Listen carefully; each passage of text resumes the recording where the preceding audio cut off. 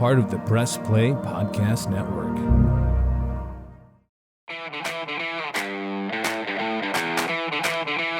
And welcome to another Ray Guy and Rhoda podcast powered by MGM Northfield Park right here on the Press Play Podcast Network. Shout out to our fantastic producer, Chase Smith, who makes sure everything sounds fabulous, fantastic, outstanding, unbelievable. So you out there in the podcatosphere can listen to this R&R podcast. And Michael Ray Guy, the more things change, the more they stay the same, with the Cleveland Browns snatching defeat from the jaws of victory yet once again as they lose at home to the LA Chargers 30-28. And each week, Michael, when we do this, I think I'm asking the same question to you, but it's relevant. Who's to blame for this week's debacle? An extremely troublesome loss, Kenny Rhoda. I'm not going to go a lot of devastating. Well, I'll stay just a shade better than that, but certainly a troublesome loss that now has put them in a position where it could be season defining, right? Unless they get this thing really turned in a proper direction, and you ain't got to go do that now against Belichick, right?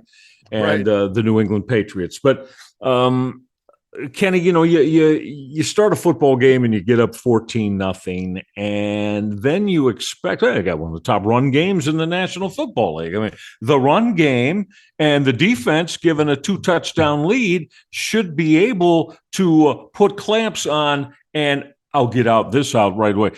Put clamps on, Kenny, the 32nd and dead last run game in the National Football League in the Los Angeles Chargers. But oh no, we're going to see the Chargers put 238 rushing yards on our butts. And if that's not what anybody connected with that defense was saying to themselves, terrible, just a terrible performance as far as, again, against the worst run-producing offense in the NFL, you go give up 238. Unthinkable, Ken. Unimaginable. I mean, and yet there it is. Reality hits. And then, of course, there were still opportunities to win the football game, and that didn't happen because, which I know we'll get. But, Kenny, in all three losses, and, I was tweeting this out as it was happening, in all three losses, Jacoby Brissett has, in trying to bring his football team from behind, has taken just egregious sacks, thrown picks, and not given his offensive football team a chance to deliver. So, Ken, I mean, you can make all the excuses you want, and yes, how many times have you and I said in these, Brissett has done a decent job, right?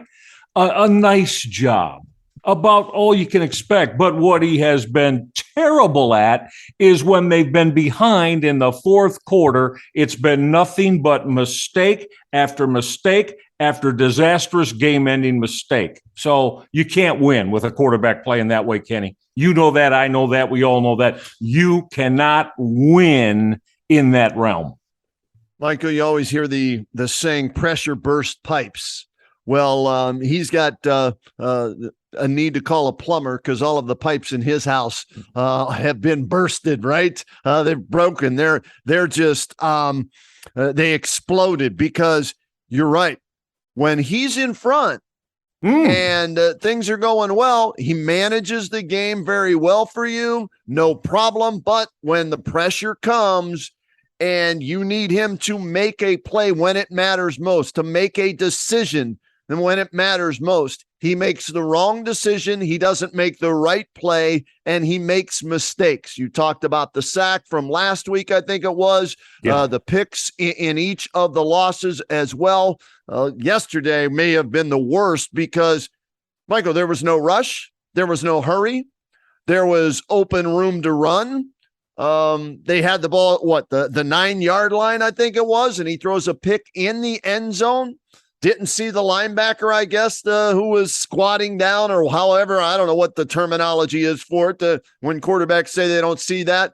And it was just, just an awful, awful throw yesterday by Brissett. But then, how about Staley giving the Browns an early Christmas present, going for it on 4th and 1, 4th and 2, whatever it was in his own territory, and you've run the ball for 238 yards against this team, and you decide you want to throw it in that situation, and the Browns defense actually came up with a play, giving the offense a chance to win, and Michael, all they could muster from the 46 was 9 yards, I think it was, to set up a 54-yard field goal for Cade York, who in week 1 was the hero, Thunderfoot, right? Well, he's been Blunderfoot since then in big-time situations. He missed 2 field goals yesterday, and they tried to give you the game. You didn't want to take it from them, and the Browns fall to 2-3, and they've got a lot of soul-searching to do. They got a lot of X's and O's to fix, and they went out and traded for a linebacker today.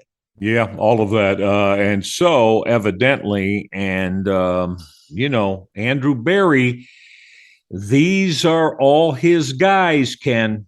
Yep. Every one of them. So those of you that, liked sticking the fork in John Dorsey, can't do that anymore. These are all Andrew Berry's guys defensively. And it's obvious he's finding out a couple that he's drafted, Kenny, and rather high, can't play. Yeah. They can't play at the NFL level, correct? I'm not disagreeing with you, Michael. So, it's not with you, Andrew. It's on you now. You have put this roster together.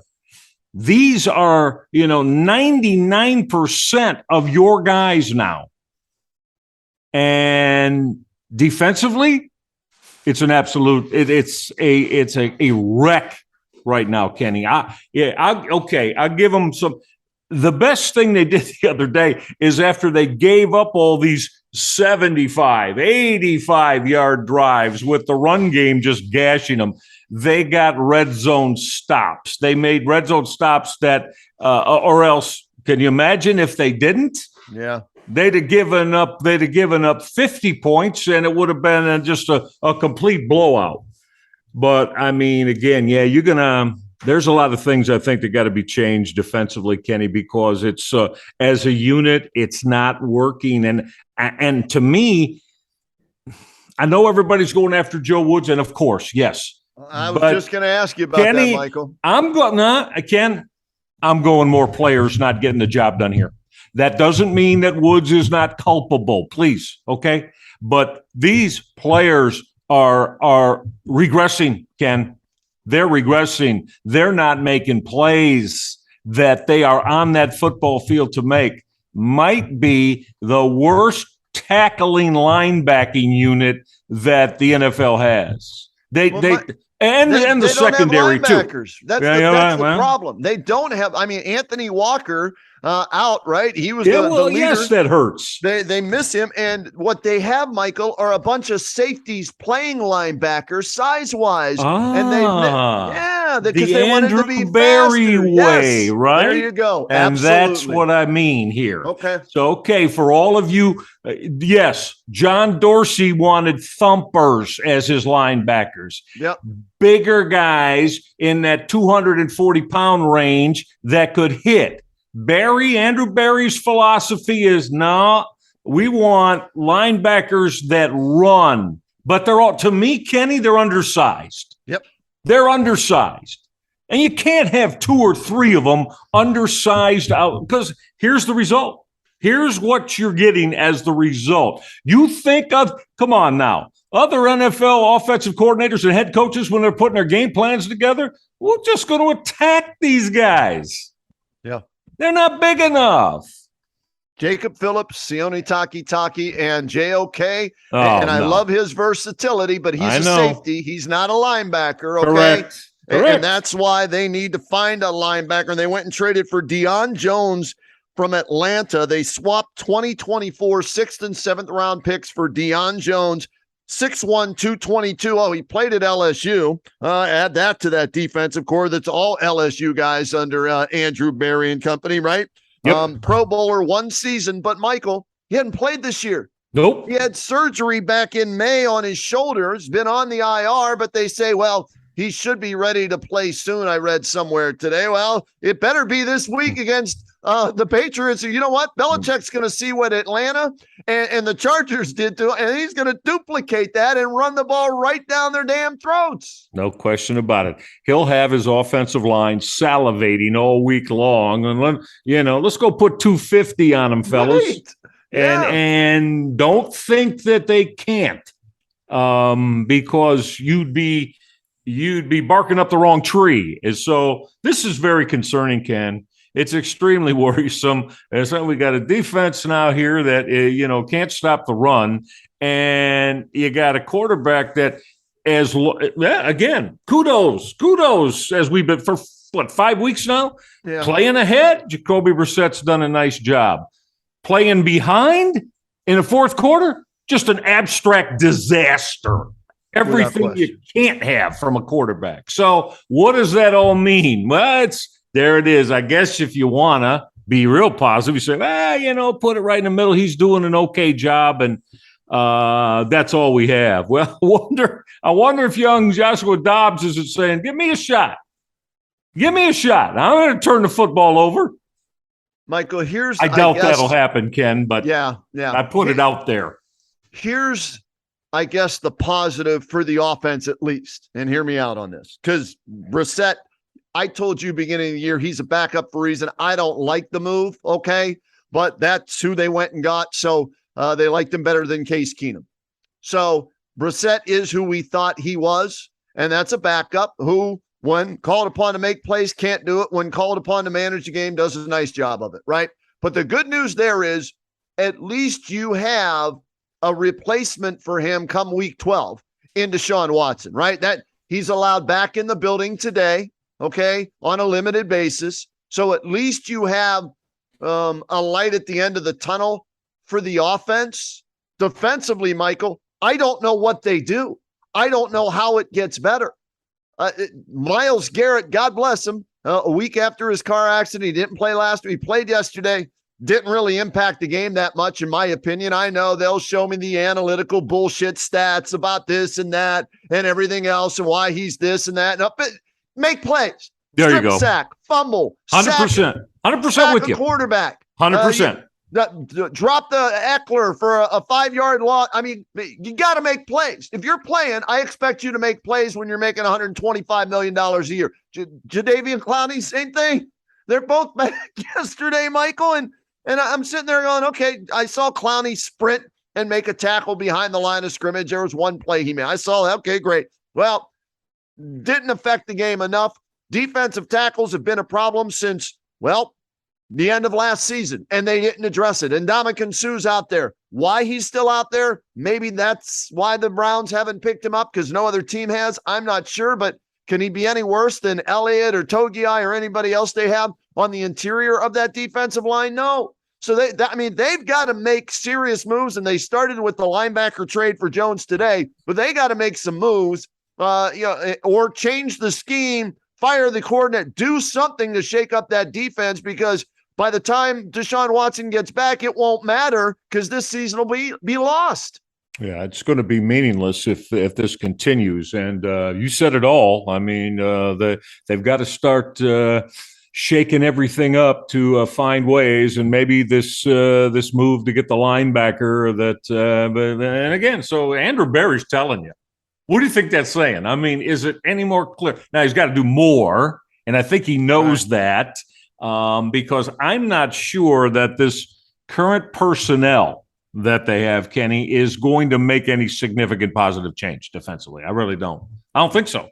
So now what? So now you're going to change your entire defensive scheme and philosophy to what?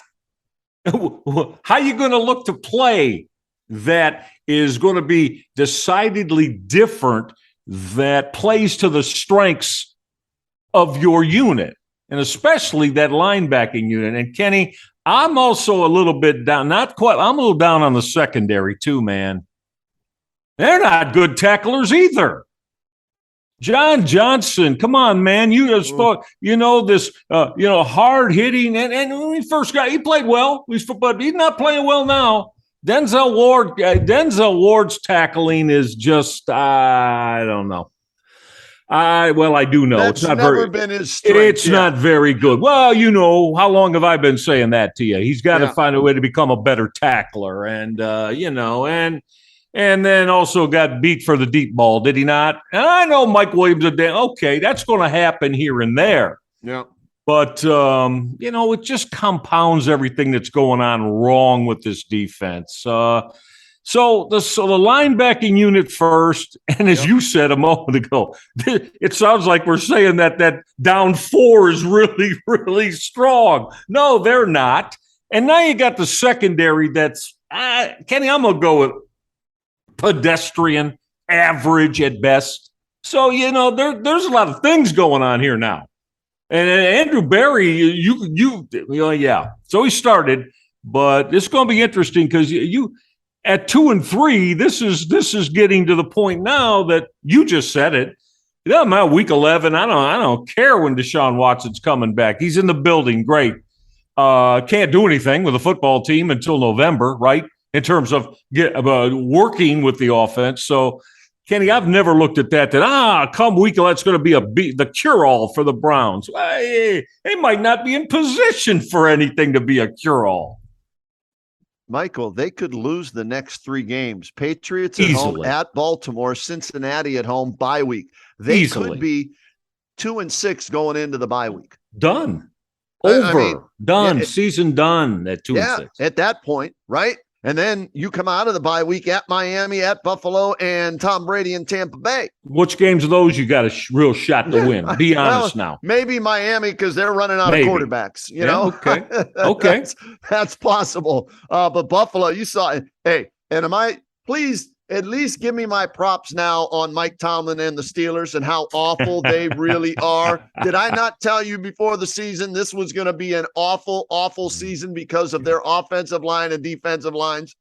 Michael, they should be 0-5. They're 1-4 because of a missed extra point by Cincinnati. Okay, they should be 0-5, and they'll be lucky now to win 4 or 5 games the entire season, going with the rookie at quarterback and everything else that's going on there. So that's another win for the Browns. Okay, that's the last game of the season at Pittsburgh. At least there's one more win for the Browns for sure that we can put in, the category of the W column. But Michael, this team right now, man, there's a lot going on, and I gotta believe they've already had one players only meeting. I'm sure that maybe there have been position groups or individual meetings amongst players behind closed doors too that are occurring right now. And it starts at the top with Barry, who constructed this roster, and it goes down to the head coach, who's trying to be the offensive coordinator and the head coach. And I don't think he can do that. All right, we bought in, and I'm guilty as charged on Coach of the Year, his first year and everything like that. But it looks like it's too much for him to handle at this point. And Joe Woods, hey, man, don't sit down because you're going to burn your cheeks because that seat's that hot, man. So you better try and figure out something with the talent that you do have. That's your job as a coach. Put whatever talent you have in the best position to win, or he could be, Matt Rule just got fired a little bit ago before we started. Yes, he did. Carolina. Yep. So one head coach is gone. It wouldn't surprise me in the next couple of weeks, or maybe at the bye week if this continues, if Joe Woods maybe gets the axe by the bye week. So Baker couldn't help save his head coach's job. Sam Darnold will be quarterbacking that football team, I think, in the next week or two.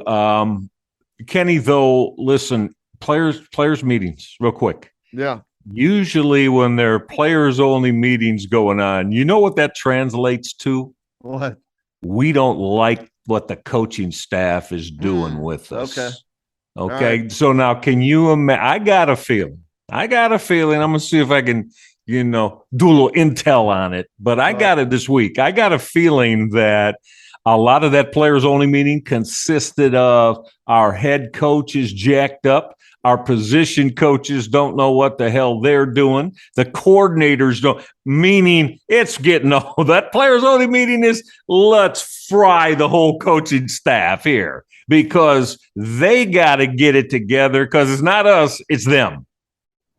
A lot of times that's exactly what happens in those meetings. I don't disagree with you, man. You know what? What was who was are it? They are they pulling away? I'm asking you. Are they pulling away from Kevin Stefanski? Great question. Boy, in listening to Myles Garrett again yesterday in that post-game press conference, right? I mean, I saw somebody tweet something out. Somebody should tell him to hire a PR firm before he speaks every time post-game with the comments about the fans and maybe the players, the coaches and everything. Yeah, when things don't go bad, what do they say? Character is revealed when adversity hits. There it is. Okay. Well, we're starting to see some character flaws then with this football team. And you may be on to something there where this thing is separating rather quickly. And I don't know how they put the pieces back together over the next 3 weeks. Because, boy, Mike, you think it's bad now at 2-3? They lose the next 3 and go into the bye week at 2-8. Ooh, boy, they're going to be people driving the bus, throwing people under the bus, backing over them, driving over them, backing over them again, and just lambasting people left and right. So, this thing is, and having said all that, and I try and reel myself back in, they're a game out of first place in the division, Michael. That's the crazy thing about all this, right? Last night, and I watched the game. I don't know if you did, Cincinnati and Baltimore. I did, yeah. They look like the two best teams in the division, Michael, Cincinnati and Baltimore, to me, through 5 weeks anyways. And Cincinnati, though, they've lost 2 division games. So that hurts them, for the end of the year. Baltimore, they are who we thought they were, right? They got the best kicker in the history maybe of the game, and he scored 12 points for them, and they won yesterday. Joe Burrow, outstanding quarterback, makes plays when the game is on the line, right? Mm-hmm. Scored the touchdown yesterday, unlike what the Browns deal with and all that. So they're the 2 best teams. But having said all that, the Browns are only a game out of first. And if somehow, some way, the Browns could win 2 of the next 3, Michael, right? And I know you're laughing at me. I know. I'm just throwing it out there. I got you. No, listen, what you're saying 4-4 mathematically is correct. It's correct. Yeah. Well, you and I have said that, so we're not going to change it now in prior R&R shows. Right. Stay around 500. Right. You have 4-4. Right. Even after 9-4-5, you stay around there, you got a chance to be okay. Just by how the division, as you just explained, just by how the division is constituted. Yeah.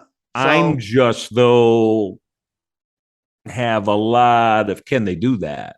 We're going to find out. The best can they'll they be do is 3-5, Michael. There's a chance of winning one of these next 3, in my opinion. You're not going to win at Baltimore. Cincinnati, Burrow's never beat you, so he wants this game.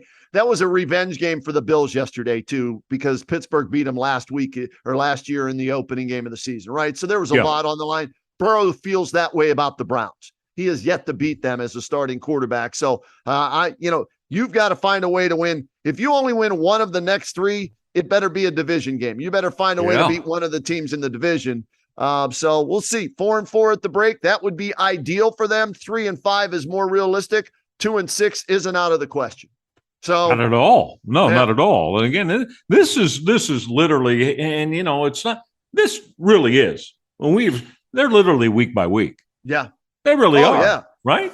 I mean, you're playing with a quarterback that, as long as everything's going terrific and you've got the lead, he's doing a decent job. But as we pointed out, you get behind in the fourth quarter, oh my God, it's like, hand grenades going off. I've seen high school quarterbacks, Kenny, that handle those situations better, honestly.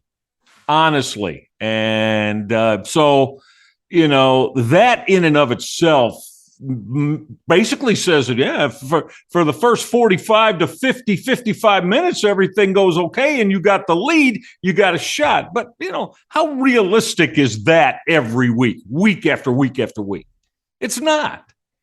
Quarterbacks got to win football. NFL quarterbacks, Kenny, are in those positions because they are one of about the 32 men in the world that can win football games with games on the line in the fourth quarter. That's what the NFL is at that position, is it not? Absolutely. That's your job, right? Yeah. When it matters most. We hear it comes down to 2, 3, 4 plays a game. Usually winners and losers. And look at the Browns' results, Michael. 26-24 win, 2 points. 31-30 loss, 1 point. 29-17 win over the Steelers. Yeah, you had that fumble at the end of the game. It was really 23-17 a one. It was a 6-point game. Yeah, it was. Right? Yeah. 23-20 loss to the Falcons, 30-28 loss to the Chargers. So, what the NFL is. Right. So that's why you need somebody there at the end of the game that's going to make more positive plays than negative plays. And Michael, we haven't even talked about how many times Brissett has missed wide open receivers or hasn't even thrown to them after watching the game and replaying, seeing the eye in the sky, the all 22. I mean, and how about on that drive too? Sorry to interrupt you, but again, I didn't like the play call at all in that possession. But they go deep on the goal line, throw deep to Donovan Peoples-Jones, and he's there and he's open, and then Brissett throws a football on the boundary out of bounds. Yeah. Yep. So, Michael, I mean, when there's times you got plays there, and he's not making them. And Stefanski was fantastic on the first 2 drives.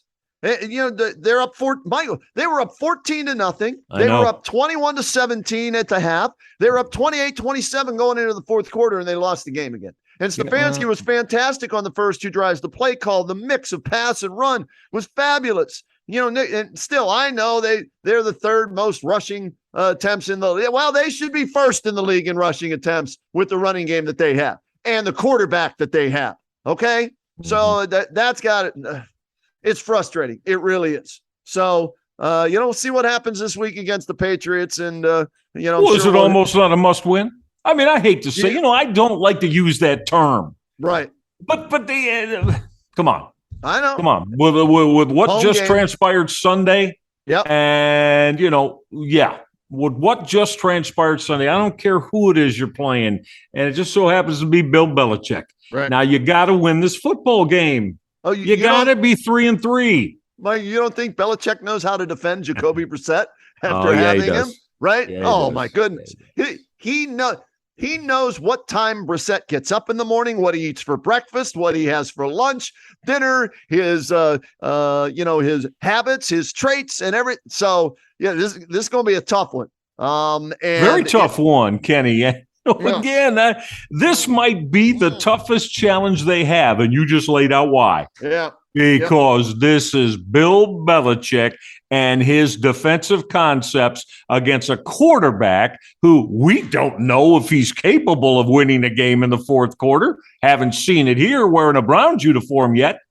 And you think Belichick is not going to – his defense is – they're going to see things this week, Kenny, that I think is going to confound them, meaning the Browns, in terms of defensive situations that Belichick will play. Kenny, you watch. There'll be times he rushes 1 or 2. Right. We've seen it before, haven't we? Yeah. There'll be times this week when you're going to see a 2-man rush. Guarantee you. And then there will be snaps that he'll send 6 and blitz them. I mean, that's the nature of what Belichick is. Now, how you feel about Joe Woods and Kevin Stefanski getting all that figured out as it happens, boom, boom, boom. I don't feel real good about it. Are they ready for Brandon Zappi? Or I'm sorry, Bailey Zappi? I don't know what the hell his first name is. Bailey. Hilltopper. He won again. Western. Well, he won again. It's that goes to show you, the real strong, organizations and teams. And look, it's not to say New England's not going to win the Super Bowl and none of that. They might not even make the playoffs, but Who you giving the decided edge to in this matchup this coming weekend? Yeah, no question. Okay. It's the Patriots and it's Belichick, even though they're on the road, Michael. So, Stefanski, Woods, Barry, Brissett, Myles Garrett, Delpit, all these guys. I was going to ask you, who do you want to blame the most? Well, I just listed up. There's too many to figure out who you blame the most, because there's offense, defense, coaching, and front office guys. You can pick pick whatever one you want to pick. Well, but I'm going to start with someone that I've, we've done nothing but give kudos to, and Kenny, roster construction, my man. Yeah. Okay. We were seeing a lot of leaks in what Andrew Berry has decided was the right way to play for his football team, and especially on the defensive side of the ball. And that's funny too, because Andrew is a defensive guy, Ken, right? Played the position, got his chops down in the NFL as a secondary coach and on that side of the ball, right? But I tell you, it's he and Kevin Stefanski have got some work to do on that side of the ball, and it's got to happen fast too. Fast. All right, Michael. How about we do this? Let's get a break in here and put behind us the disaster that is the Cleveland Browns right now. And when we come back, let's turn our attention to the joy, the excitement, the fun to watch, the team with the best leadership, arguably, in town from the top on down, right?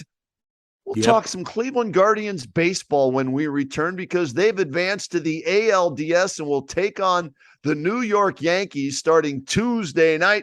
So Regai and Rhoda are going to break down the Guards' chances against the Bronx Bombers when we return here on the Press Play Podcast Network. Looking for new insights on the Cleveland sports scene with a unique side of Cleveland sports history? Then you found the perfect podcast. I'm John Sable. And I'm Scott Sable, and we're hosts of the Sable Brothers on the Baseline podcast, a podcast about Cleveland sports, but not your typical podcast about the land's sports teams.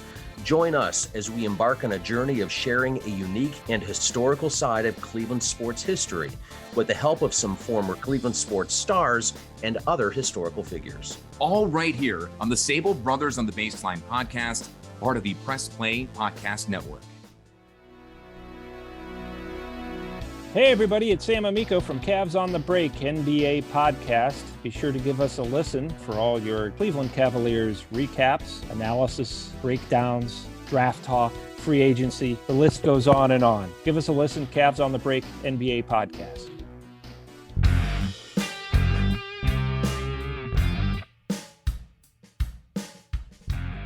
Hey, I'm Jason. And I'm Gary, and we love ball cards. And if you love ball cards too, good news. You just found your new favorite podcast.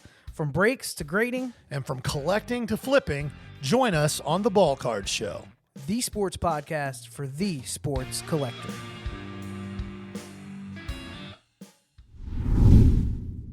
And we continue with the Regai and Rhoda podcast here on the Press Play Podcast Network, brought to you by MGM Northfield Park. Northfield Park is your home for live and simulcast racing. Catch the excitement of live harness racing every Monday, Wednesday, Saturday, and Sunday evening with a 6 p.m. post time. Wager and win daily on top thoroughbred and harness tracks from around the world, with action starting at noon. Plus, enter to play the free handicapping contest every Sunday for a chance to win cash. The top prize, $500. Registration begins at 11 a.m. Free admission, free parking every day at Northfield Park. And a lot of winners at Northfield Park and a lot of winners at Progressive Field this year, Michael Regai. 92-70 the Indians go to win the AL Central Division. And then they go 2-0, snapping an 8-game postseason losing streak. They go 2-0 against Tampa Bay. Yeah, it wasn't pretty. Wasn't the most exciting baseball, 2-1 and 1-0. But hey, win in advance, and they've done that, and now they're off to the ALDS to take on the evil empire, the Bronx Bombers from New York. I watched both games. I watched every inning in the playoffs, and I can't wait to watch Tuesday night against the Yankees, Michael. Yeah, well, very impressive. Number one, as we've talked about during our shows. I mean, this is a team that, Kenny, they got to put together offensively. They got to put together innings by hitting 5 singles and get a walk and maybe a pass ball or a wild pitch to score multi-runs during that inning. That's who they are. But by the same token, they've done a magnificent job at it with an offense again. And you're going to have this Yankee series. You're going to have that kind of offense that the Guardians have to put together to be successful in low-scoring games, and then the offense that loves the banging the 2 and 3 run homers to beat you. And we know, Kenny. And hey, listen, the Indians and Indians, they've played historically in the postseason. They played very well against the Yankees, very well. Now, can they continue that? I think the thing that's going to be the biggest challenge, and we know the starting pitching staff, has to continue. You can't get one of them knocked out in the 3rd inning after he gave up 5 or 6. No, that can't happen.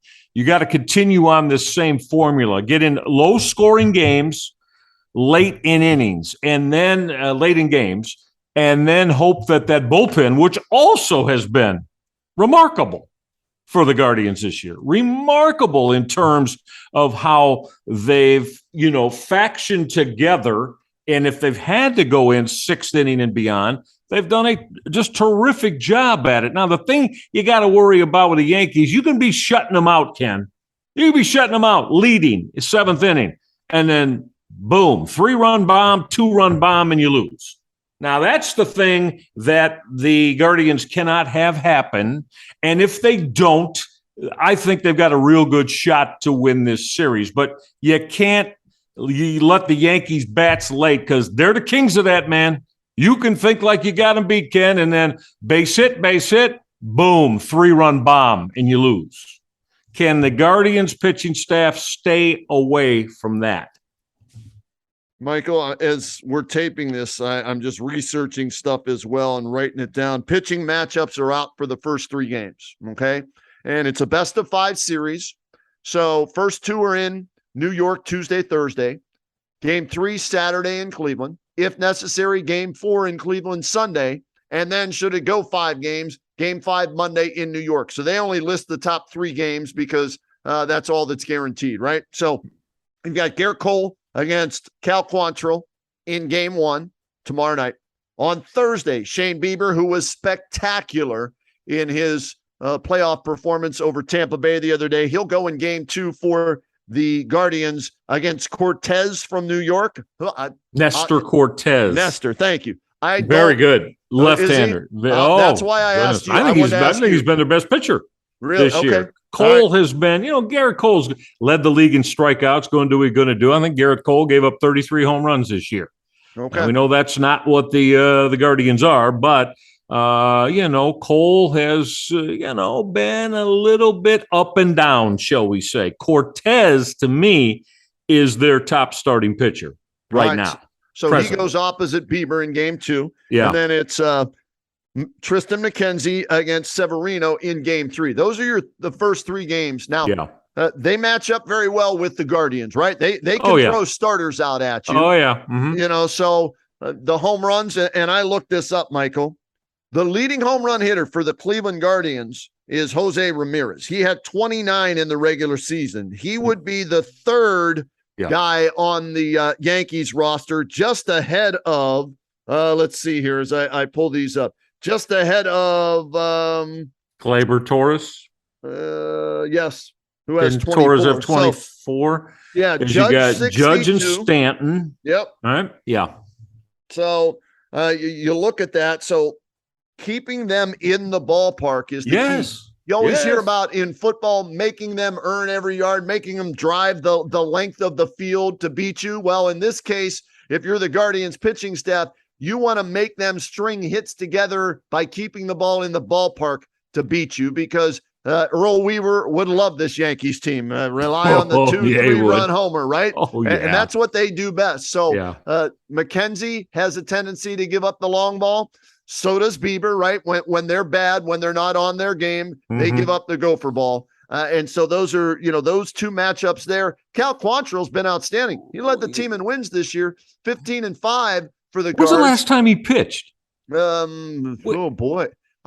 How much? How many days off? I know that's something you look into. I have to go back and check the box score to check see that when out. that was. It's got to be at least 8 to 10 days, isn't it? By the time the series starts, in that vicinity. Yes. Okay. Well, hopefully that's not a factor. But it may be. I think they can pitch. They can pitch with the Yankees. All right. Again, just got to stay away from those and the Yankees love, Kenny, the 3, 4, 5 run inning. And they're good at it, man. Give them their due. They're good at it. That's who they are. That's what they do. Can the Guardians pitching staff not fall prey to that? Well, what you have to hope, they can win the series. You have to hope. Now, if this turn, they can't win 8-7. That's not who they are. You're not, and the team you're playing doesn't let you do that anyway. You're not going to win a high-scoring game or games against the Yankees. These games got to be 3-2, 4-3, 2-1. It'd even be better. Those type of games, I favor the Guardians in. You have to hope that there is a plague going around the city of New York where you don't hit in the month of October that the Mets ran into. Boy. They won 101 games and they're out watching now after San Diego clubbed them last night. And you hope that maybe that hitting plague or lack thereof affects the Yankees, because in a shorter series, Michael, right? And this is the good thing for the Guardians. Longer series, what usually happens? The better team is going to win a 7-game series. Right. The majority of the time, yes. In a 5-game series, this is where you could steal one, right? All you need to do is win 3 in 5, and all of a sudden they're on the outside looking in, making their vacation plan. So are the Yankees the favorites to win this? Yes. Do the networks want the Yankees playing the Astros in the ALCS? Absolutely. But you know what? Pitching, solid defense, base running, string some hits together. That's going to be the key for the Guardians. And it concerns me because they didn't do that in winning the 2 games over the Tampa Bay Rays. They scored 3 runs, Michael, in 2 games. And the 3 runs all came on home runs. A 2-run jack by Jose in game 1 and the solo blast by Gonzo in the bottom of the 15th to win game 2. That's not going to get it done against. You're not going to out-homer the Yankees. You need to out-manufacture runs in order to beat the Yankees. So that's going to be a tough task for the youngest team in the playoffs in Major League Baseball this year. And God bless Tito. It's his best managerial job, and he's been pushing all the right buttons. So let's see what kind of magic he can maybe work with that lineup and see if some of these guys can get a hot stick. Well, yeah, you got it right. And again, it would behoove this baseball team, the Guardians, if they can keep the game, strong starting pitching efforts. Again, cannot have a blow up by a starting pitcher, Ken. I know that sounds like, wow, I mean, come on, you got to. No, not the way the Indians play. That's how we started this part of the conversation. Cannot have one of the starters get knocked out in the 3rd inning because he's given up 5 or 6 runs. That is not the recipe for success. So if they can continue to stay away from that, and they've been extremely good at that, and usually these starting pitchers, get this baseball team into the 6th, 7th inning. If they can do that with a slight lead, or even in a tie game, I like their chances, Kenny. I like their chances to win the series. It's the only thing that'll get them if the starting pitching fails them. I don't see that happening. I don't see it happening. I just know, though, if it does happen, they will not win. They will not beat the Yankees that way. No. What concerns me, Michael, is the last time Shane Bieber pitched against the Yankees in a postseason game, they rocked him. Yes, all right. They lit him up. I think it was for 7 runs. Yes. Now, he seemed to bounce back in his next playoff start in game 1 against Tampa. That's great. But let's be honest, Tampa very similar to Cleveland, right? They don't hit a lot of home runs. No. They have trouble scoring runs. So you figured that was going to be a low scoring series. Well, now Shane Bieber has to go back and look at, maybe was he tipping his pitches? Was he just not sharp that day? Whatever it is, he's got to figure out what the Yankees did to him the last time they faced him in the postseason and make sure he does not duplicate that. And you're right, Michael. He needs these starters for the Guardians.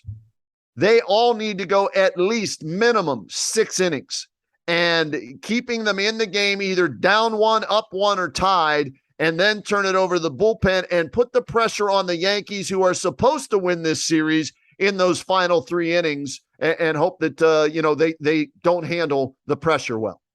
It's an easy formula for winning. There it is. If you get, as Kenny and I, if you get 6 innings out of every starter for the Guardians in a slight lead, 1 run behind even, or tie baseball game, the Guardians will win this series. They'll win this series. Can't give up big innings to the Yankees early in games and have a starting pitcher not get there. Then that's going to swing game and a series in the Yankees' favor. So I feel good about the Indians starting staff, Kenny, that they're extremely capable of doing that, which would be just just a continuance of what they've done through 164 games, is it not? Yep. Get your baseball quality performance and get your baseball team starting into the late innings, which I consider the 6th and beyond, in a position that then your strengths, the Guardian strengths, come into play. I think they can do that. We're going to find out. My concern is the Yankees are a smart organization. They're not going to let Jose Ramirez beat them. They know he's the one proven commodity that the Guardians have, right? Agreed. So, 100% agreed. Yes. So they're going to pitch around him, in my opinion. They will. Not all situations, but most situations. With nobody on. Right. Well, with nobody on, that they'll pitch to them. But we've got runners on. I agree. They're going to pitch around them. They're going to make you prove. You say, oh, good. So if a runner's on, go ahead. You don't want to pitch. Well, but that then makes those behind him prove that they can get the big base hit to drive in a run. And they're not going to let Ramirez do that. You're 100% right about that. So my concern is who then carries the offense if Ramirez is being pitched around. Can Naylor control his emotions? Because he's a very emotional guy, right? Not try to do too much and make sawdust out of that bat handle. Can Ahmed Rosario provide a big hit? Jimenez didn't look great in the first 2 games of these playoffs, but hey, okay, get the jitters out of the way now. What rookie? Kwan needs to set the table. He didn't have a good 2-game series against Tampa Bay. So who else besides Jose, and it's got to be multiple guys, can help this team, Michael? Because guess what? You've got 2 automatic outs in the 9 guys that the Guardians are going to put out there. Whoever is catcher, Hedges or Maley, that's an automatic out. And Miles Straw, even though he's been better as of late, he's been around the Mendoza line the entire season. So you're sending 7 guys up there versus the 9 that the Yankees will send up against you. Well, you're so right about that. The bottom of the order doesn't strike fear into many pitching staffs' hearts. So, they're in a situation where offensively, you got it. They're going to have to get it done with those first 6 hitters. I look at that, and that worries me against the Yankees. If I'm in Vegas, hey, you know what?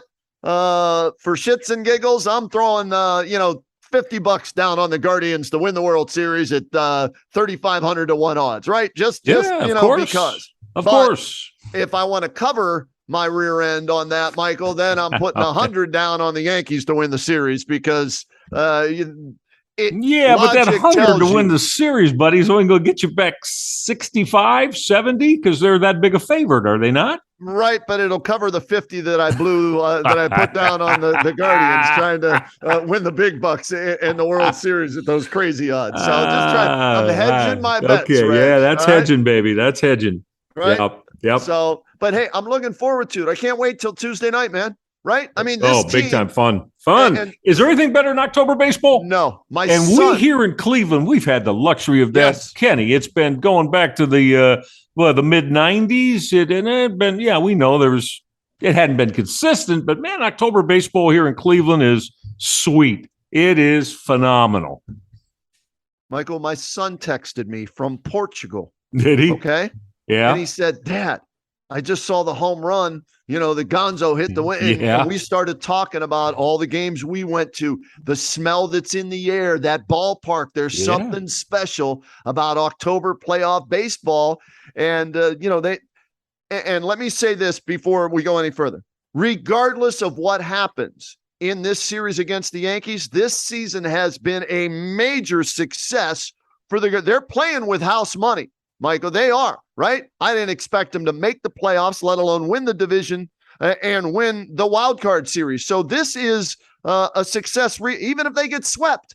This is a successful season for the youngest team in baseball. Having said that, man, I want them to shock the world. Let's get at least to the ALCS and see what happens against the cheaters from Houston, who I think are going to be there. They probably will. The Guardians have a shot, Ken. They got a shot. I'll tell you. And again, I think that we just laid out pretty much what has to happen. Right. They're capable of it. My main focus, I'm just those starting pitchers in those first three games. Okay. Just do what you've done virtually every one of your starts all year long. Do that. Get into the sixth inning in a close game. Of course, it'd be great if you're up a couple, but, down no more than one, right? Yep. Tie game, maybe be up one or two. That's what they've done all year long. Just keep doing that. And I'm going to tell you, they've got a tremendous opportunity to beat the Yankees and move on. Let's hope it happens. Would love nothing more than to spoil a season for the Bronx Bombers and get a chance to play some more October baseball in a 7-game series against Seattle or Houston, whoever it might be. And again, Seattle. Tuesday, Thursday, 7:37. I'm so happy they didn't. Yeah. Good job, Ken. I'm so glad I said that. I think I said it here on the show. So glad they avoided Seattle in this first series because I don't think they beat Seattle. I really don't. And look, Seattle went up to Toronto. They were, as Kenny did last game, they were down 8-1. Right. Came back and won 10-9. And came back and won. I mean, Seattle, and that's the one team that, so you may have to, ultimately you may have to see them, of course. I'm just very pleased that the Guardians stayed away from them in this round.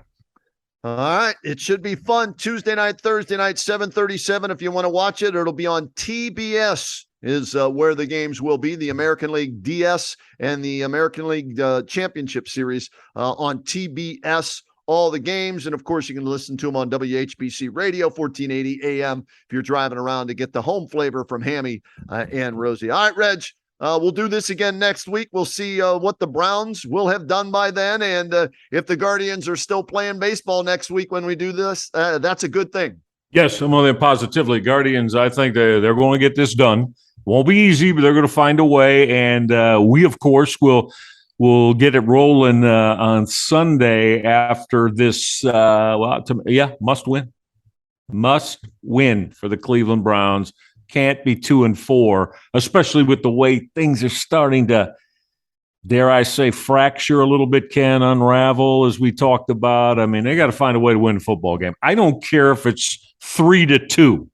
They got to win and find a way to beat Bill Belichick this week. Rhoda, I don't care if he gets hit in the balls and they score a run, just so they win by one, as There the it is. professor would tell me off the air. But since we're doing a podcast, I can Yeah. give you a little more flavor of Beautiful. what our conversations were really like off the radio with the Oh, late we great had Jeff this Sindelar. time of year too, Ken, right? Oh. Back in the day, didn't we have some fun with the professor? God rest your soul, Jeff Sindelar. But this was his time of year, man. Baseball playoffs and Browns in the NFL going on. Yeah, it was a lot of I told fun. Bobby DiBiasio, the VP of PR and communications for the Guardians, when we did our Kenny and JT show from the ballpark recently, I said, you know who would really appreciate this team playing baseball the right way? Jeff Sindelar. And Bobby said, you know what? You're absolutely right. He would love this team, the way Tito's managed them and the way they play the game. So hopefully he's watching down, enjoying this. He is. We got to beat the damn Yankees, Rhoda. So we'll see if that can happen. Hey, Reg, always a pleasure to get with you on the Reg I and Rhoda podcast here on the Press Play Podcast Network. And a shout out to our title sponsor, MGM Northfield Park, for making all this happen, right?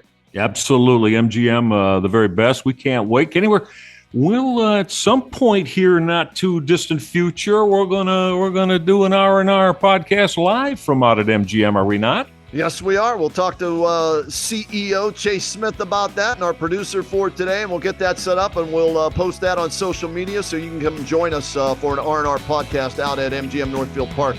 Should be a lot of fun. Reg, have a great week, bud. We'll talk to you again next week. Okay, Ken. Talk to you then.